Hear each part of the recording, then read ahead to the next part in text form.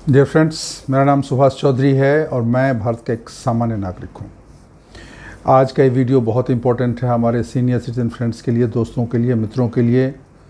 ऐसे फ्रेंड्स, ऐसे लोग जिनकी उम्र 55-60 से ऊपर हो गई है और रिटायर हो गए हैं, ज़्यादा मूवमेंट उनकी नहीं है, ज़्यादा वो बाहर नहीं घूमते हैं और मतलब मूवमेंट उनका रिस्ट्रिक्टेड है, तो उनके साथ क्या होता है कई बार कि उनकी जो मेंटल अलर्टनेस है वो कम हो जाती है, ब्रेन का फंक्शनिंग स्लो हो जाता है।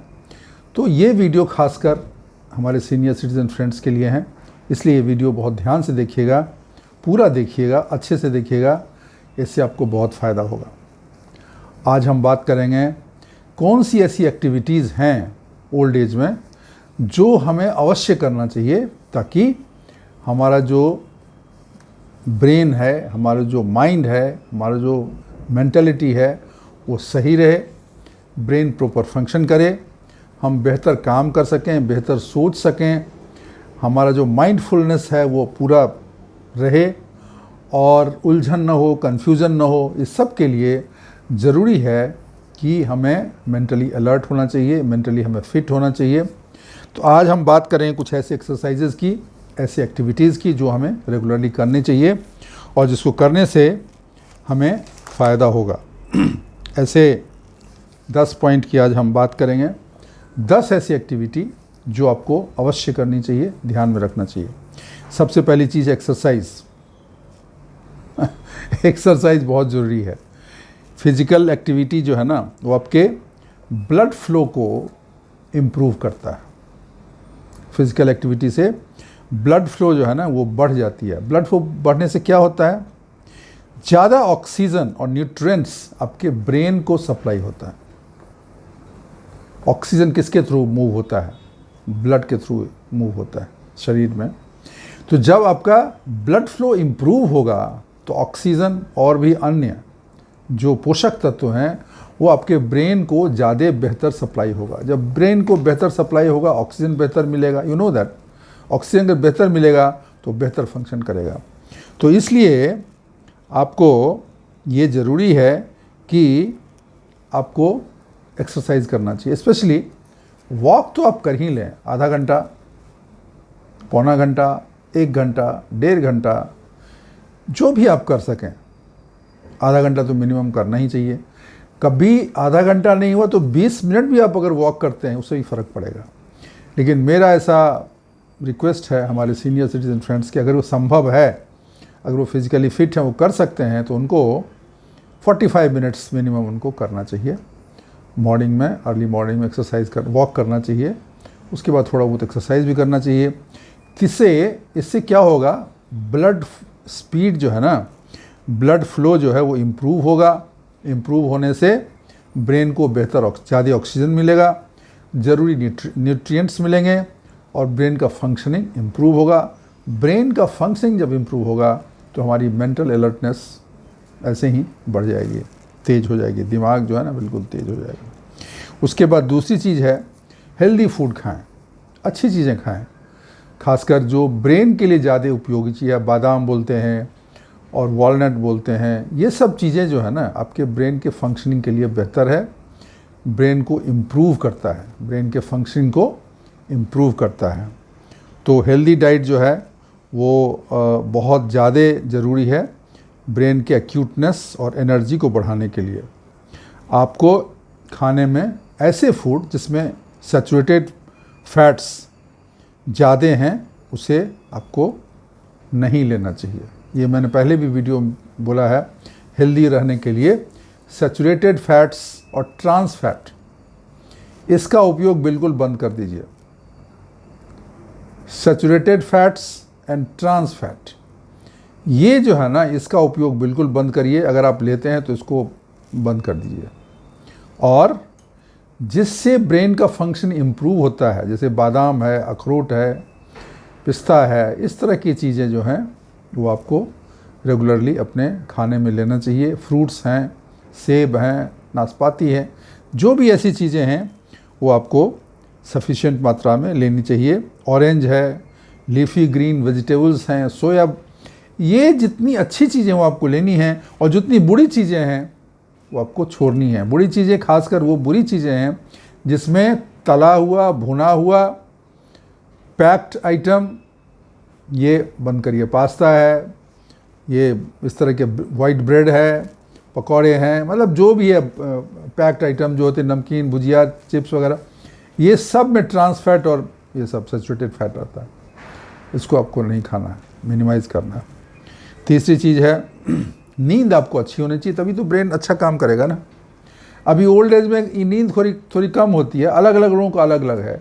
कोई 6 घंटे में हो जाता है किसी का, किसी को 7 घंटा चाहिए, कुछ लोग 5 घंटे में भी उनकी नींद पूरी हो जाती है।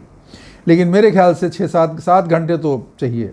6-7 घंटे अगर अच्छे से आप सो जाते हैं तो मान सकते हैं कि आपका नींद पूरा हो गया।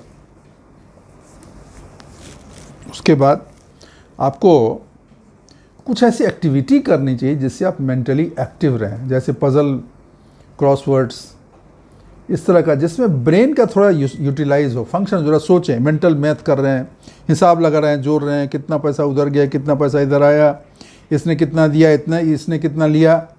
वो जब ब्रेन को थोड़ा स्ट्रेस होगा ना, जब उस पर स्ट्रेस से मेरा मतलब है एक्टिव जब होगा ना, तो वो बेहतर रहेगा, अलर्ट रहेगा और हेल्दी रहेगा। ठीक है ना। कोई चाहे तो एक लैंग्वेज सीखिए। लैंग्वेज सीखने में ब्रेन को बहुत फंक्शन करना पड़ता है। उसका जो है फ़ोटो है, उसका कैसा लिखा जाता है, शब्द कौन सा है, अक्षर कैसे बनता है। कोई इंस्ट्रूमेंट है, कोई म्यूज़िक है, कोई चीज़, वो भी सीख सकते हैं। कुछ नया करना चाहिए, कुछ नया सीखना चाहिए जिसमें कि ब्रेन का एक्टिवली इस्तेमाल हो। तो ये भी एक चीज़ है, आपको करना चाहिए। You have to keep your brain mentally, you have to be stay mentally active. Activity आपकी रहनी चाहिए।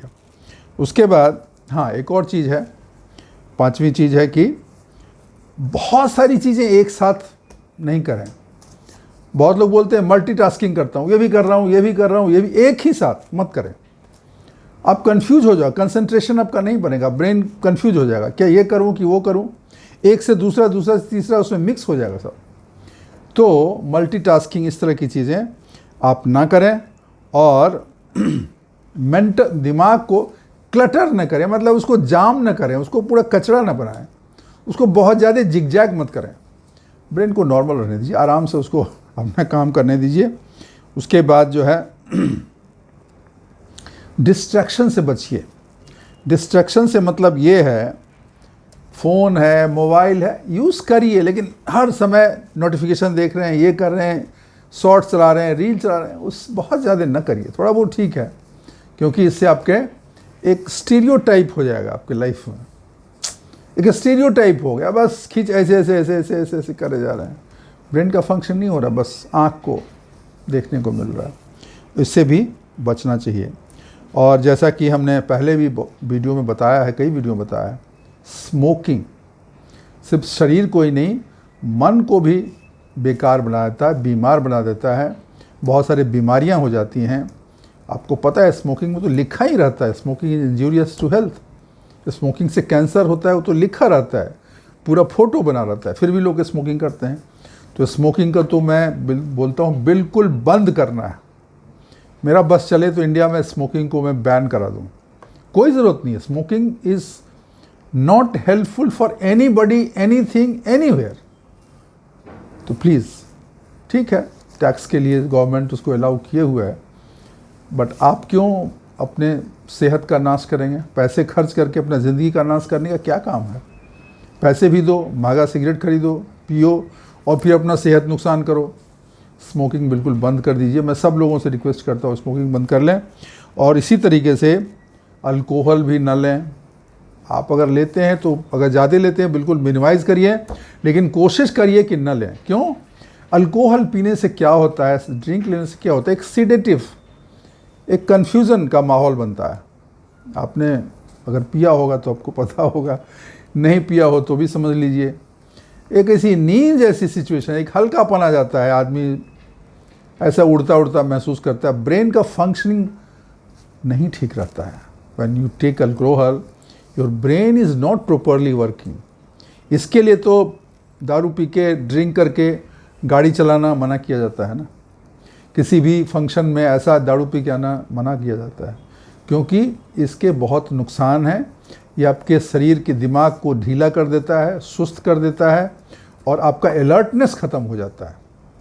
तो ये जो है 8वीं बात हुई कि आपको अल्कोहल नहीं लेना है।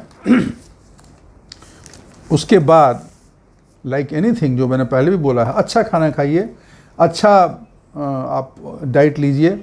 अच्छे डाइट का मतलब ये है कि फ्रूट्स उसमें होना चाहिए, ग्रीन वेजिटेबल्स होना चाहिए, सलाद उसमें होना चाहिए, कार्बोहाइड्रेट उसमें होना चाहिए, अच्छे ये होने चाहिए, ड्राई फ्रूट्स रहने चाहिए। तो जो भी शरीर के लिए उपयोगी है और अच्छी चीज़, मैंने पहले भी बोला वॉलनट आपको खाना चाहिए। जो शरीर के लिए उपयोगी है और अच्छे हैं, ज़रूरी हैं, उसका आपको सेवन अवश्य करना चाहिए। और ये 9वीं बात होगी। और 10वीं चीज़, ब्रेन को अलर्ट करना है ना, थोड़ा रिलेशन बना के रहो, लोगों से मिलते रहो, जुलते रहो, फ़ोन पे बात करते रहो, मीटिंग में जाओ, कोई फंक्शन में जाओ। So you have to keep your relationship. आपको अपने जो भी संबंधी हैं, दोस्त हैं, मित्र हैं, उनसे क्लोज रिलेशनशिप रखना है, ताकि आप आदान प्रदान करें बातों का, विचारों का और अपनी सोच का। और मिलने जुलने से ब्रेन का फंक्शनिंग इम्प्रूव होगा, कॉग्निटिव लर्निंग होगी, पहचानने की जो चीज़ होती है, अनुभव करने की जो चीज़ होती है, वो बढ़ जाती है। तो उसके लिए आपको बाहर निकलना पड़ेगा, घूमना पड़ेगा, फिरना पड़ेगा। तो ये जो है last but not least very important thing is you have to maintain a close relationship and keep connected. बोलते हैं ना, बी इन टच बोलते हैं ना, be in touch. Be in touch मतलब क्या? फ़ोन करना, बात करना, टेक्स्ट करना, कभी मिलना, कभी इस तरीके से। तो ये 10 चीज़ें हैं। अगर ये 10 चीज़ें आप रेगुलरली करते हैं अपने जीवन में, तो आपका माइंड का अलर्टनेस हमेशा सही रहेगा। आप एकदम सतर्क और सजग रहेंगे, ब्रेन का फंक्शन इम्प्रूव होगा और आपकी ज़िंदगी बेहतर होगी और आप अपना जो भी ओल्ड एज है, रिटायर्ड लाइफ है, वो अच्छे से बीतेगा। दोस्तों, वीडियो अच्छी लगी हो तो प्लीज़ इसे लाइक करिएगा, सब्सक्राइब करिएगा। बोलना पड़ता है बट आप लोग करते नहीं हो। सब्सक्राइब करिएगा, बेल आइकन दबाइएगा, कमेंट्स करिएगा और अपने दोस्तों के साथ शेयर भी करिएगा। थैंक यू, शुक्रिया, धन्यवाद।